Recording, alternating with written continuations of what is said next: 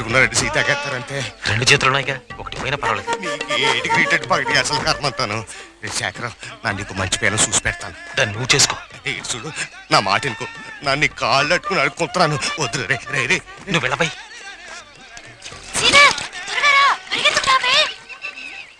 ఎవరది? జీనత? ఇంకెవరు? అదేనే.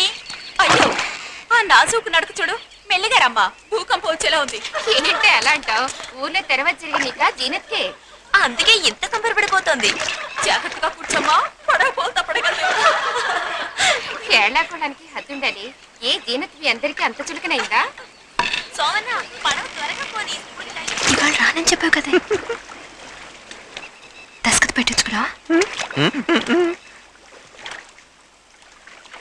బ్యాగ్ ఇది, బ్యాగ్ మర్చిపోయి ఎట్టా వచ్చేవే?